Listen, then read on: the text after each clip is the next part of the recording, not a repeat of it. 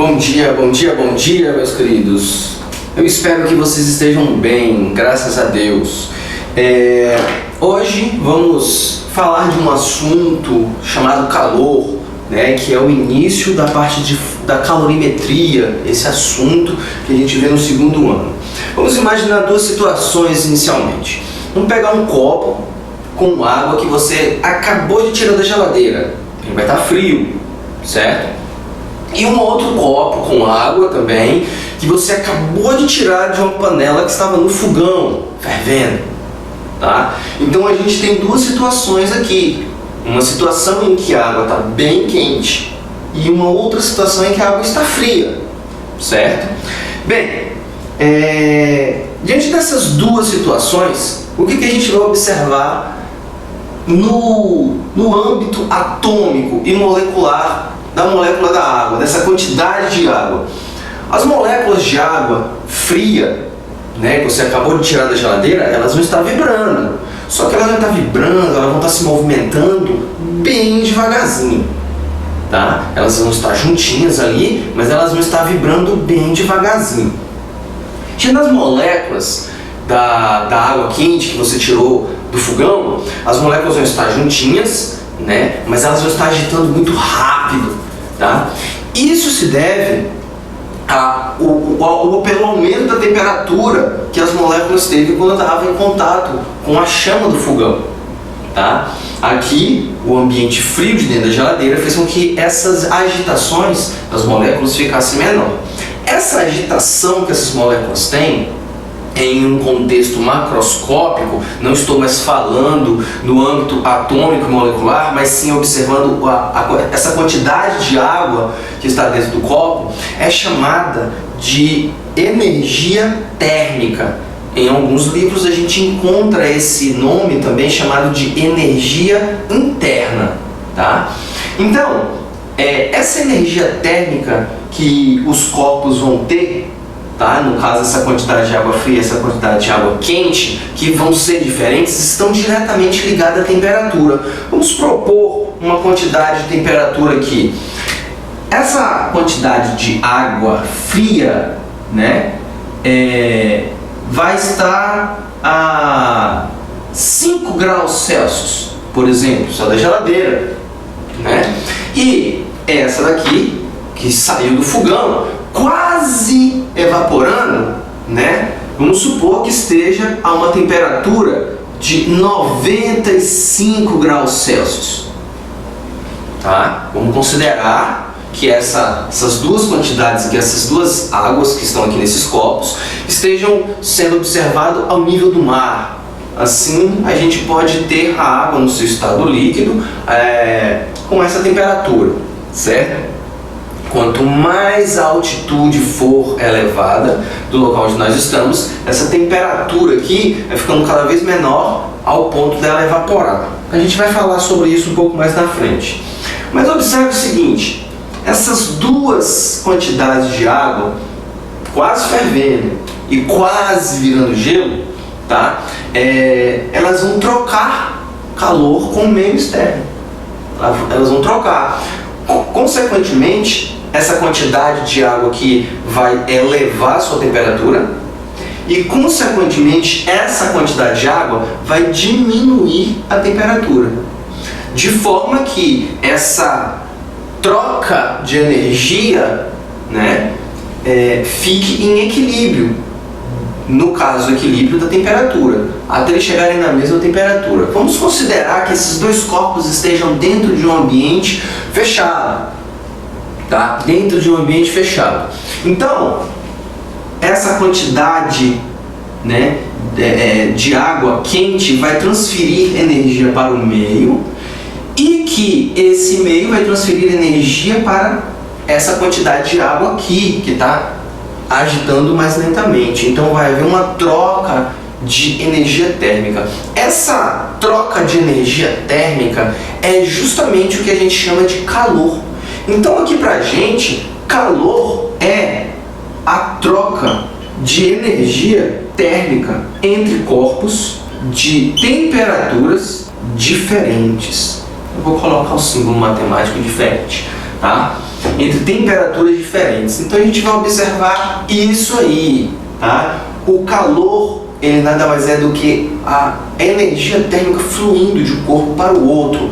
E é claro, essa fluidez tem que necessariamente ter uma diferença de temperatura entre esses dois corpos.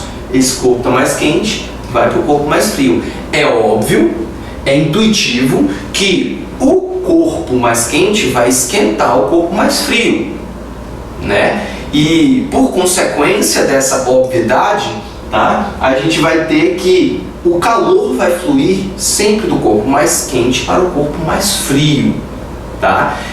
De tão intuitivo que isso é, de tão natural que a gente observa isso, essa ideia ela é considerada como a lei zero da termodinâmica, que a gente vai ver um pouco mais na frente também. Vamos imaginar a seguinte situação agora: eles trocaram calor, né? Eles estão agora em equilíbrios térmicos, tá? E vamos imaginar o seguinte, que eles chegaram a uma temperatura de equilíbrio de 50 graus Celsius. Certo? Nesse corpo e nesse corpo também, 50 graus Celsius. Pessoal, vê o seguinte: o corpo que tinha água fria, tá? Esse corpo aqui, ele teve uma variação de temperatura de 5 graus para 50 graus. Então ele subiu a temperatura em 45 graus Celsius. Agora, esse daqui, né, que era o copo da água quente, né, que estava quase fervendo, ele vai diminuir a temperatura. Então aqui pra gente, ele teve uma variação de temperatura de 45 graus caindo, negativo, né, de 95 para 50 graus Celsius. Então ele diminuiu a temperatura. Essa variação de temperatura aqui, para o copo que estava fervendo quase, né, que estava mais quente, teve uma diminuição da sua temperatura. É claro que quando eu falo de variação de temperatura, a gente tem que lembrar que variação de temperatura é a temperatura final menos a temperatura inicial. Vamos pegar aqui o copo quente. A temperatura final dele não foi 50? Então vamos colocar 50 aqui. A temperatura inicial dele não era 95? Então vamos colocar 95 aqui. 50 menos 95, eu acho que dá menos 45. Bem, e se eu pegar a mesma situação, só que agora para o corpo que estava frio, né, e aumentou a sua temperatura? A temperatura final dele é 50. E a temperatura inicial, quando começou tudo, era 5 graus Celsius, quase gelo. Então a gente vai ter o que aí? De 50 menos 5 vai dar 45 positivo, tá? Então a gente observa que ocorreu um aumento de temperatura. E isso era intuitivo da gente, sabia que isso ia acontecer. Que o corpo que estava mais quente ia diminuir a temperatura e o corpo que estava mais frio ia aumentar a temperatura, correto? Então o que a gente percebe? Que o calor que um corpo vai trocar com o outro, ele vai depender dessa diferença de temperatura.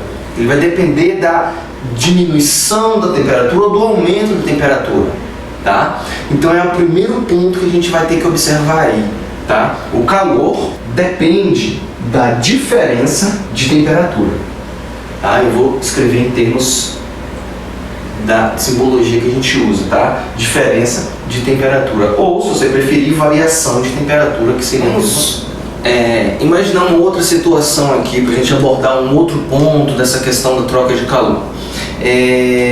Vamos imaginar a gente fritando o ovo, né? E quando o ovo dá aquela explosãozinha, né? Aquela poca, né? A gema do ovo, respinga um pouquinho de óleo quente na nossa mão, tá? Aquela gotinha de óleo bem quente na nossa mão dá um desconforto, dói, mas não o suficiente para machucar tanto ao ponto de queimar, gerar uma queimadura grave na nossa mão.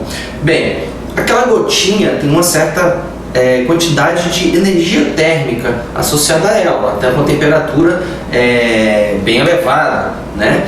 E o que vai nos oferecer uma troca de energia térmica quando ela cai na nossa mão.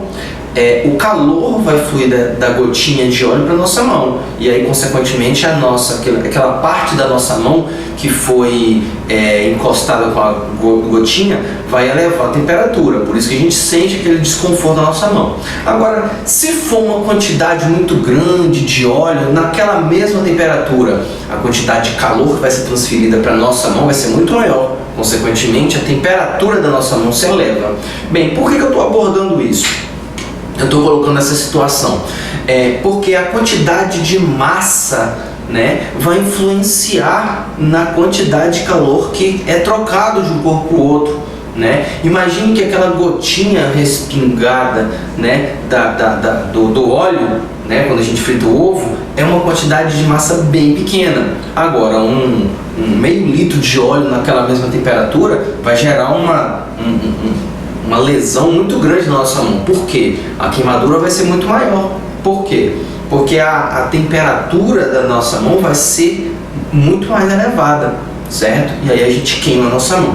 Bem, então a gente observa que o calor depende da massa do corpo. Outra situação que a gente vai observar, tá? Que aí é uma coisa bem intuitiva, né? Imagine você colocar o seu pé descalço no chão, né, no azulejo, e o seu outro pé descalço no tapete. A gente vai ter uma sensação de que o chão que vai estar mais frio é aquele que a gente está pisando no azulejo e não que a gente está pisando no tapete, né? Por quê? O azulejo, ele é feito de um material que tem a capacidade de tirar calor do nosso pé muito mais rápido. Então a temperatura do nosso pé vai diminuir muito mais rápido. Então dá a sensação de que o nosso pé, de que o chão, né, o azulejo é mais frio, tá? Consequentemente, o tapete, ele é feito de um material em que ele demora de tirar calor do nosso corpo, né? De receber calor do nosso pé. Então a variação de temperatura do nosso pé vai acontecer um pouco mais lento, né? Mas é estranho a gente pensar assim, de que o azulejo é mais frio do que o tapete, porque eles estão no mesmo ambiente, eles deveriam ter a mesma temperatura, né? Então a gente observa que o calor, ele vai depender de uma característica de cada material, tá? Essa característica a gente chama de calor específico, tá? O calor depende do calor específico do material. Bem, pessoal, então a gente já falou sobre as três grandezas físicas que a gente o calor depende, né? Que é a massa, a variação de temperatura e o calor específico. Eu vou representar algumas letras para essas grandezas físicas, tá? Para ficar mais fácil da gente trabalhar uma equação com ela. E eu vou colocar uma terceira, que é o próprio calor, tá? Então, aqui pra gente, né, o calor vai ser representado pela letra Q maiúsculo, tá? A massa eu vou representar pela letra M, a variação de temperatura eu vou representar por ΔT, tá? E o calor específico eu vou representar pela letra C minúscula. Aqui é importante a gente saber quais são as unidades de medida que é utilizada para cada uma dessas grandezas aqui, tá? E aí eu vou colocar duas situações: as unidades de medidas mais utilizadas e as unidades de medidas utilizadas no Sistema Internacional de Unidades, tá? Então aqui eu fiz essa tabelinha, né, para a gente estar falando sobre essas unidades de medida. No Sistema Internacional de Unidades e Medidas, o calor tem como unidade de medida a unidade de medida de energia, que calor é um tipo de energia que está fluindo de um corpo para o outro. Então aqui a gente vai ter o joule, a gente vai ter a massa, na unidade de medida de massa, o quilograma, representado por kg. A variação de temperatura no Sistema Internacional é o Kelvin, representado pelo K. E o calor específico, ele vai ser a derivação de todas essas aqui, tá? Onde eu vou ter o joule por quilograma Kelvin.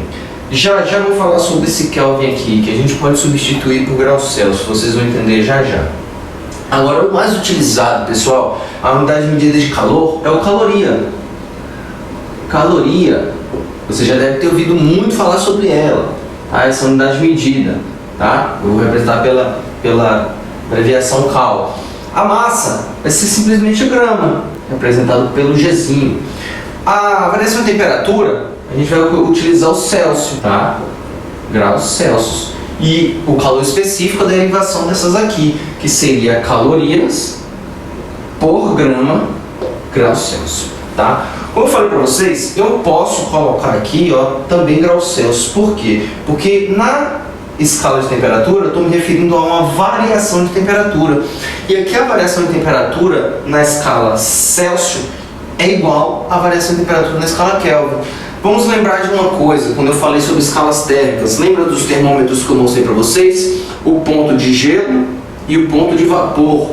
Na escala Celsius, ele vai ser 0 e 100 graus, respectivamente. E para a escala Kelvin, ele vai ser 273 e 373, respectivamente. Agora vamos pensar o seguinte, quando eu me refiro a uma variação de temperatura, eu estou me referindo o quanto vai ser esse espaço aqui. Esse espaço todo aqui, na escala Celsius, vai ser 100, certo? 100 graus Celsius. Agora, esse espaço aqui, ó, quando eu me refiro a variação de temperatura, tá? Também vai ser 100. Então, quando eu falo que a variação de temperatura na escala Kelvin é igual à variação de temperatura na escala Celsius, é isso que eu estou me referindo, independente dos valores pontuais de cada temperatura que a gente vai utilizando e de qual escala que a gente está observando também, tá? 0 graus está relacionado com 273, beleza, não tem problema. 100 graus está relacionado com 373, beleza. Mas a variação na escala Celsius vai ser igual, numericamente, vai ser igual da escala Kelvin, tá? Então é esse ponto que eu estou colocando. Então aqui, muitos problemas, muitos livros, vocês vão também observar como joule por quilograma grau Celsius. Isso daqui não está dentro do Sistema Internacional de Unidades Medidas, tá? Mas acontece de você utilizar essa grau Celsius no lugar do Kelvin, justamente porque também estamos nos referindo a uma variação de temperatura. Fechou? Bem, pessoal, então, dando continuidade aqui, eu gostaria de abordar um ponto bem interessante no seguinte sentido, de se eu pegar um corpo, certo? Eu pegar um corpo e dar calor para ele e souber a quantidade de calor que eu estou dando para ele, certo? E depois disso medir qual foi a variação de temperatura que esse corpo sofreu, tá? E fazer isso várias vezes, eu vou observar uma coisa bem interessante. Então vamos imaginar o seguinte: eu vou dar calor para o corpo, certo? E aí depois eu vou medir qual foi a variação de temperatura. Eu vou medir a temperatura inicial dele e depois que eu dei calor para o corpo, eu vou medir a temperatura final dele e fazer a variação, né? Então vamos imaginar o seguinte, que inicialmente, né, no primeiro momento, tá, eu cheguei e dei 300 calorias para o corpo. Tem 300 calorias. Peguei, medi a variação foi de 3 graus Celsius, certo? Bem, vamos ver outra situação. Em uma segunda situação, eu vou aumentar a quantidade de calor que eu vou dar para o corpo, tá? Deixei de diminuir a temperatura, volta a temperatura ambiente, e aí 600 calorias, certo? Depois eu medi a variação final dele e observei que foi 6 graus Celsius a variação de temperatura. Bem, está começando a ver um padrão aí, né? 3, a terceira experiência. Eu vou dar 900 calorias para o corpo agora. E aí eu vou medir a variação de temperatura e achei que foi de 9 graus Celsius.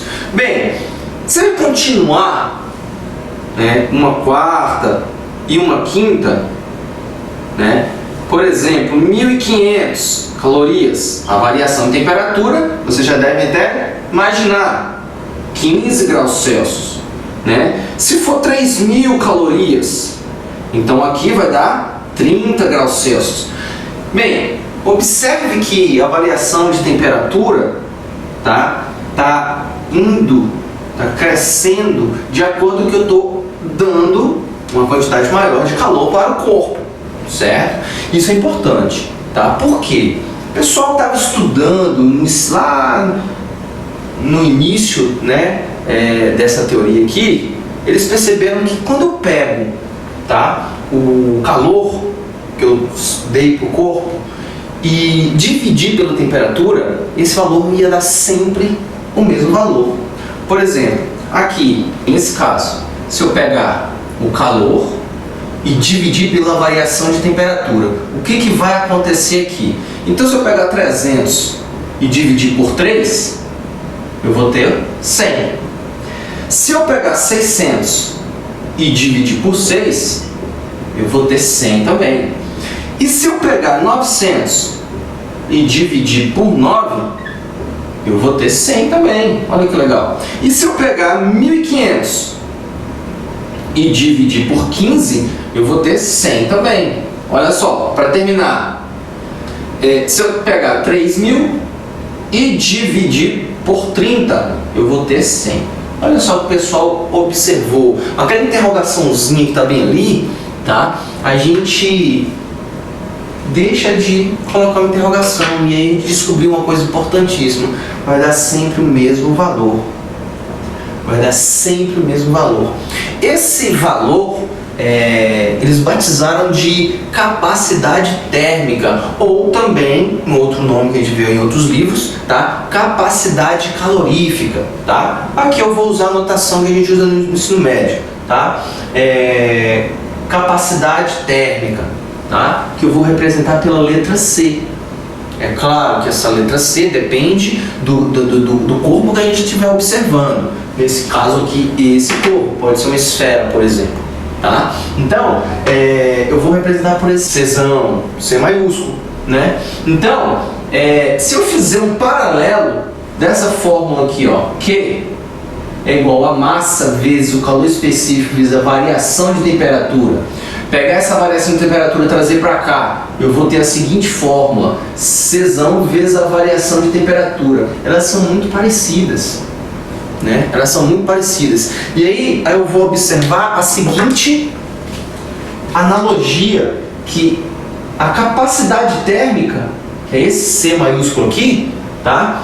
Ela vai estar no lugar da multiplicação entre a massa e o calor específico. Olha que legal, é uma outra expressão para eu encontrar a capacidade térmica, onde a capacidade térmica pode ser calculada pegando a massa e multiplicando pelo calor específico, que é o C minúsculo, tá? Então eu tenho duas expressões para determinar a capacidade térmica, que é pegando a massa e multiplicando pelo calor específico, ou pegando o calor que o corpo recebeu e dividir pela variação de temperatura. Essas duas expressões matemáticas aqui servem para eu calcular a capacidade térmica, certo? Então, para finalizar, a gente vai abordar agora o último caso, tá? Em que o corpo começa a mudar de estado físico, tá? Lembra que no início da aula eu comentei com vocês a respeito da mudança de temperatura, quando as moléculas começam a agitar mais quando a temperatura aumenta, e essa agitação começa a diminuir quando a temperatura diminui,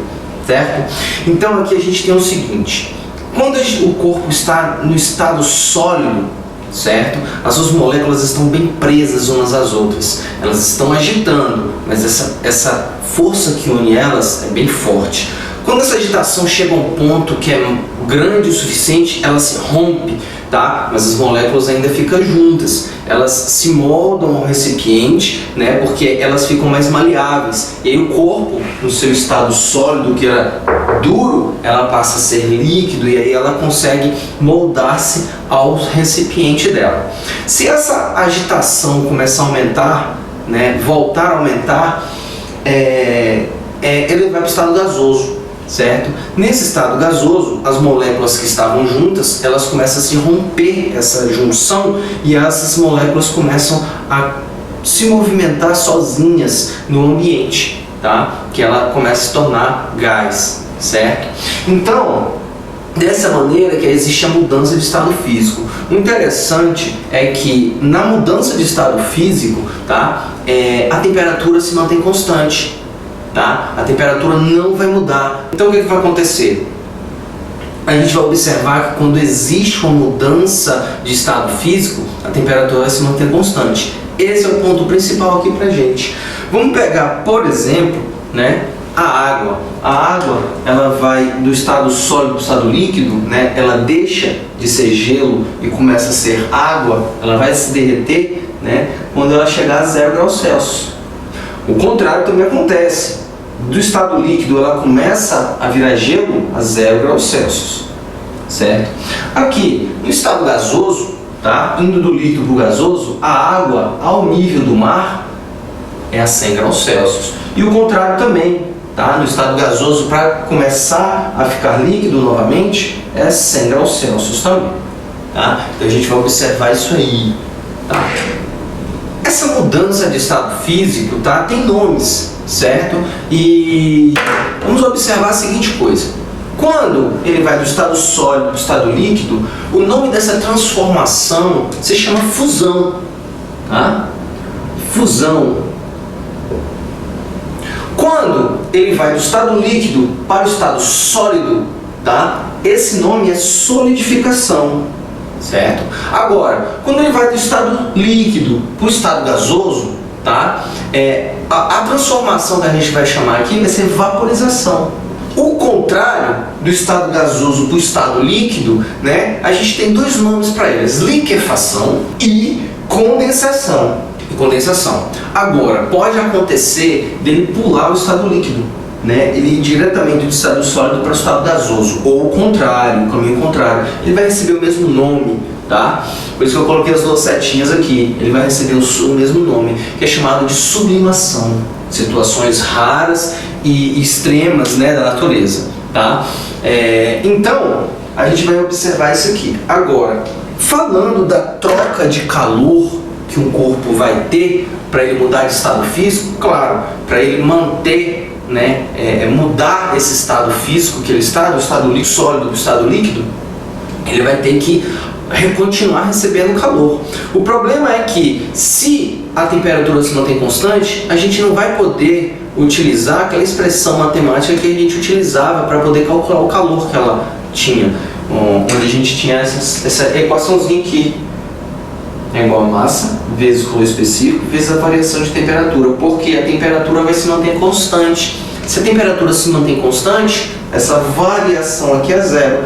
Então, por essa equação, a gente percebe que se a variação de temperatura é zero, o calor teria que ser zero. E não é isso que se observa, tá? Então, houve-se a necessidade de uma outra abordagem, tá? Em que o corpo vai continuar recebendo calor, e esse calor a gente vai poder calcular, tá? Mas vai depender de uma outra grandeza física, que essa grandeza física nós vamos chamar de calor latente. Esse calor latente eu vou representar por essa letrinha L aqui, tá? Ela vai ser uma constante em que vai depender de qual estado físico ele vai estar trocando, tá? Eu vou ter um calor latente de fusão e um calor latente de solidificação, por exemplo, para todas as substâncias, tá? Eu vou ter um calor latente de vaporização e um calor latente de liquefação, para todas as substâncias também. Esses valores, tá, vão ser tabelados, tá? Então, aqui pra gente, a quantidade de calor que o corpo vai receber vai depender da massa dele e dessa grandeza física. Então, a gente vai ter uma formulinha para calcular essa quantidade de calor que o corpo recebe, onde Q é o calor, M é a massa, L é o calor latente. Então, falando das unidades de medida dessas aqui, as mais usuais, tá? Eu tenho aqui a unidade de medida do calor é a caloria, a unidade de medida de massa é o grama, e a unidade de medida do calor latente vai ser a caloria por grama, tá? É isso aqui que a gente vai ter, certo? Bem, pessoal, aqui eu coloquei algumas situações de calor latente para a água, tá? Quando a água é um calor latente de fusão, calor latente de solidificação, calor latente de vaporização e de condensação. Bem, aqui eu tenho o seguinte, o calor latente de fusão, tá? Ela vai assumir o valor de 80 calorias por grama, tá? O de solidificação, que é o processo inverso, ele vai ter 80 calorias por grama, só que negativo. Por quê? Porque ele vai estar perdendo calor, certo? Ele está se solidificando, ele está virando líquido para o gelo. Então, ele vai perder calor, então ele é negativo. Já o calor latente de vaporização, ele assume o valor de 540 calorias por grama, tá? E o processo inverso, que é de condensação, tá? É de menos 540 calorias por grama, certo? Então eu vou ter essas condições aqui de calor latente para a água. Esses valores são valores tabelados, tá? Vocês encontram em livros, vocês encontram na internet, tá? E vocês conseguem isso daí direitinho, certo? Bem, pessoal, para finalizar esse assunto, tá? Nós vamos resolver um exercício que eu coloquei para vocês lá na plataforma Classroom, tá? Se eu não me engano, é o exercício número 10, que ele vai pegar o exercício 7, 8 e 9 também. Vocês vão entender agora, tá? Então é o seguinte, o exercício diz que 100 gramas de gelo a 20 graus Celsius negativo, tá? Ele vai derreter até se tornar água a 20 graus Celsius, com essa quantidade ainda, 100 gramas. Ele quer saber qual é a quantidade de calor necessária para que isso aconteça, tá? Aqui, gente, eu vou ter 3 tipos de calor atuando aí, tá? Então aqui é o seguinte, antes da gente ir para os cálculos, vamos organizar a situação. Então ele está a 20 graus Celsius, ele vai aumentar a temperatura, ele vai receber calor, né, até chegar 0 graus. Então o bloquinho de gelo aqui vai chegar a 0 graus Celsius, tá? O bloquinho de gelo, ele vai continuar recebendo calor, até derreter por completo. Então ele chegou, né, e derreteu nesse recipiente aqui, tá? A 0 graus Celsius também. E depois ele volta a aumentar a temperatura para 20 graus. Então aqui eu tenho esse primeiro caminho, depois eu vou ter esse outro caminho e depois eu vou ter esse outro. Então observe que eu tenho 3 situações. Em cada uma dessas situações, tá, eu vou ter um calor diferente atuando. Aqui eu vou chamar de Q1, é o calor que o corpo recebe em que calor específico está atuando, tá? Então o Q1 vai ser a massa vezes o calor específico vezes a variação de temperatura, onde esse calor específico é o calor específico do gelo, porque aqui, ó, o bloquinho ainda é gelo, esse corpo ainda é gelo, tá? Depois ele vai ter essa quantidade de calor sendo trocada aqui, que eu vou chamar de Q2. Porém, não existe variação de temperatura. Então, o calor que eu vou utilizar aqui é utilizando o calor latente, tá? O calor latente de fusão, certo? Muito bem. Agora, eu vou para a terceira e última parte, que é o calor 3, o Q3, em que ele vai aumentar a temperatura de 0 para 20. Q3 é igual a M vezes C da água vezes a variação de temperatura. Tá? Observe que tem como a gente descobrir a variação de temperatura aqui e aqui, observando, né, qual foi a temperatura inicial e qual foi a temperatura final para cada uma dessas quantidades de calor que foi trocada. Aqui é a mesma coisa, temperatura inicial e temperatura final para o Q1.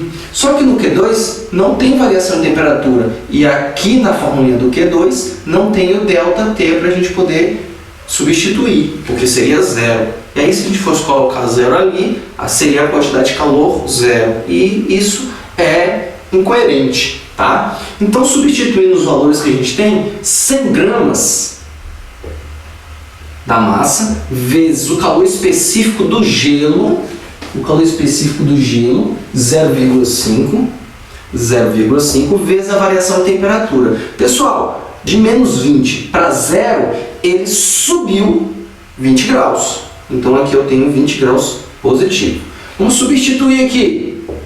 Massa vezes o calor latente, a quantidade de massa é 100. O calor latente de fusão é 80. Muito bem, vou colocar 80 aqui, certo? E no Q3, 100 vezes o calor específico da água. O calor específico da água é 1 vezes a variação de temperatura. Gente, de 0 até 20 graus. Agora vamos multiplicar, fazer as continhas, né? 100 vezes 0,5 vezes 20, eu tenho 1000 calorias. Aqui no Q2, eu tenho 100 vezes 80, então vai ser 8.000 calorias. E aqui no Q3, eu vou ter 100 vezes 1 vezes 2.000 vezes 20, vai dar 2.000 calorias. Bem, aqui eu vou ter o calor total, né? Pegando a soma Q1, Q2 mais Q3. Então aqui, ó, o calor total vai ser o Q1 mais o Q2 mais o Q3. Então o calor total vai ser igual a 1.000, certo? Mais 8.000 mais 2.000. Então o calor total vai ser igual a 11.000 calorias. A soma disso tudo aqui, certo? Exercício trabalhoso, porém não é difícil, tá? A gente só tem que tomar cuidado com essas passagens, tá? Quando ele transforma o seu estado físico, ele muda o seu estado físico, indo do estado sólido, tá, para o estado líquido, certo? Que aí não é um calor que a gente usa dessa forma, é utilizando o calor latente. Pessoal, eu espero que tenha ajudado. Essa videoaula me deu muito trabalho, tá? Mas eu fico feliz em estar ajudando vocês. Fiquem em casa, cuidem-se, tá? Isso tudo vai passar e a gente vai voltar a se ver, tá? No colégio. Grande abraço para vocês. Na próxima semana eu venho com outro vídeo e outras listas de exercícios, certo? Até mais!